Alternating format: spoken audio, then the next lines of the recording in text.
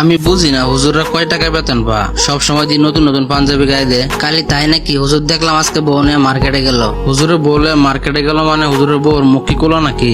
না, মুখ ঢাকাই ছিল, কিন্তু তারপরে হুজুর কি কারণে বউ নিয়ে মার্কেটে আইবো? আর একটা কথা বলি তোরে, এই দেশে কাপড়ের দাম কিন্তু হুজুরাই বাড়াইছে। কি লম্বা লম্বা পাঞ্জাবি ভরে দেওয়াস না? আবার দেখলাম হুজুরে অ্যান্ড্রয়েড ফোনও চালা। কি রে তুই এগুলা কি বলতেছ? হুজুরে আবার অ্যান্ড্রয়েড ফোন চালাইবো কারে? হুজুর চালাবো একটা বাটন মোবাইল। মাঝে মধ্যে কেউ ফোন দিলে কথা বলবে এলাকাতেই। দেখাস না মানুষের বাড়িতে দাওয়াত খাইতে খাইতে হুজুরের পেট কত মোটা বানাইছে। মানুষের বাড়িতে খায় খাইতে পেটটা বানাইছে। দেখাস না আমরা শরীর হুগায় কি হয়েছে। আমি হইলাম মসজিদের সভাপতি আর হুজুরে আমার সালাম দিল না। ব্যাপারটা চিন্তা করার বিষয়। এত বড় অপমান আমি কোনোভাবে মানতে পারতেছি না।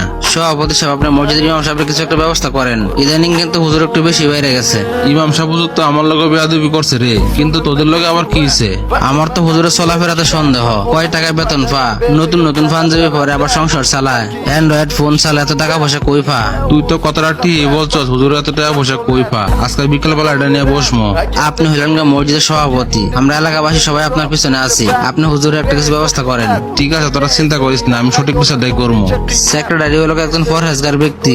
এরা যদি বিচারে ডাকে তাহলে কিন্তু ফলাফল বেশি একটা ভালো হইব না। হ্যাঁ না রাখলেও তো হইব না, তুই চিন্তা করিস না। হ্যাঁ আমি ঠিক করবো না। ইমাম সাহেবরা যদি আমরা বাইর করে দিই তাহলে তো আমাদের দোষ হইব। ইমাম সাহেবের নামে এমন কিছু কলঙ্ক দিমু, ইমাম সাহেব নিজ ইচ্ছে বাইরে চলে দেবো।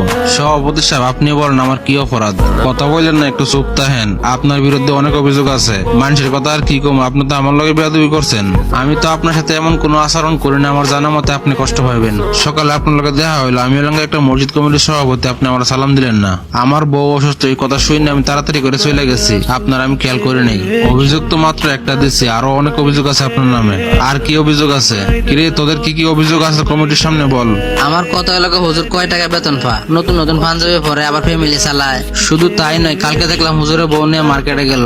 আবার হুজুরে অ্যান্ড্রয়েড ফোন চালা। হুজুরে অ্যান্ড্রয়েড ফোন চালাবো কে? হুজুর চালাবো একটা বাটন মোবাইল। আবার হুজুরে আল্লাহর রাস্তায় মানুষের বাড়িতে খাইতে খাইতে ফ্যাট একটা বানাইছে। ফ্যাট তো নয় যেন একটা গোডাউন। আবার দেখলাম হুজুর একদিনকে জোরে জোরে হাঁটতেছে, আবার দেখলাম একদিন আস্তে আস্তে হাঁটতেছে। এগুলার জবাব দিতে হইব। সভাপতি সাহেব, ইমাম সাহেব তো কইছে ওনার বউ অসুস্থ, তাই শুনে তাড়াতাড়ি করে গেছে, আপনার খেয়াল করে নাই। তাছাড়া হুজুর কি কারণে আপনার প্রত্যেকদিন সালাম দেবো আগে আগে? আপনিও তো পারেন একদিন আগে আগে সালাম দিতে। আমি কি কারণে আগে সালাম দেবো? আমি হলাম মসজিদের সভাপতি। রাখেন ভাই আপনার সভাপতি। আপনি যদি হুজুরদেরকে সম্মান করতে নাই পারেন তাহলে আপনার সভাপতি হওয়ার যোগ্যতাই নেই। আর তোমাদের অভিযোগ হুজুর নতুন নতুন জামা পরে, টাকা পয়সা কই পা? আচ্ছা সভাপতি সাহেব, আপনি বলেন তো দিয়ে হুজুরে আমরা কয় টাকা বেতন দেই? কত? আর 6,500 টাকা দেই আর কি। আচ্ছা, তোমরা কি কেউ শুনছো হুজুরের কাছ থেকে টাকা পয়সা পাবা? হুজুর কেউ টাকা পয়সা মেরে দিছে?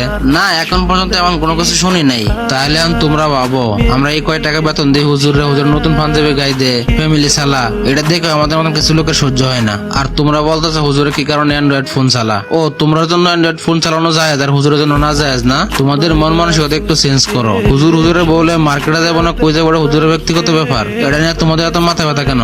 আর তোমরা বলতেছো হুজুরে মানুষের বাড়িতে খায় খায় পেট মোড়া করছে। কে? আমরা সভাপতি সাহেবের তো পেট মোড়া। তোমরা তো সভাপতির পেট নিয়ে কোনো সময় কোনো কথা বললো না। হুজুরে আস্তে হাঁটলেও দোষ, জোরে হাঁটলেও দোষ। হুজুরে অ্যান্ড্রয়েড ফোন চালাইলেও দোষ, হুজুর নতুন জামা পরলেও দোষ, বৌরনের রাস্তাতে হাঁটলেও দোষ। একটা মানুষের এত পরিমাণ দোষ ধরলে কি সে সমাজে বসবাস করতে পারবে? সেক্রেটারি সাহেব, নামাজের মধ্যে হুজুরের চোরাটাও জানি কেমন কেমন লাগে, আমার কাছে ভালো লাগে না। আচ্ছা তোমরা বলো তো, শেষ কবে তোমরা নামাজ পড়ছিলা? নামাজ নিয়ে তোর মিথ্যা কথা বলা যাবো না। আমি গত 3 শুক্রবার আগে নামাজ পড়ছিলাম, তারপর আর পড়ি নাই। নিজেরাই ঠিক মতন শুক্রবারের নামাজটা পড়ো না, আবার তোমরা এসে হুজুরের ভুল ধরতে। তোমরা যে কোন ধরনের মুসল্লি এটা মানুষে বুঝে। অন্যজনের পিছনে লাগিয়ে না থাকে নিজেরা নিয়ে একটু ভাবো, তাহলে নিজের জীবনে কিছু উপকৃত হবা। এই পর্যন্ত হুজুরের নামে যে কড়া অভিযোগ করছো তোমরা সবাই মিললে, তার মধ্যে একটা তো হুজুরের কোনো দোষ নাই। তোমরা সবাই আগে নিজেদের মন মানসিকতা পরিবর্তন করো এবং নিজেদেরকে পরিবর্তন করো। আপনি আসলে ঠিক কথাই কইছেন। আমরা নিজেদেরকে নিয়ে একটু ভাবি না, সবসময় পড়াতেই অন্যদেরকে নিয়ে। আপনার মতো পরহেজগার ভালো প্রতিটি মসজিদ কমিটিতে থাকা দরকার। আপনার মতো একজন সৎ ব্যক্তি যদি মসজিদ কমিটিতে না থাকতেন আজকে, তাহলে আর আজকে আমাকে মিথ্যা অপবাদ দিয়ে বাইর করে দিত।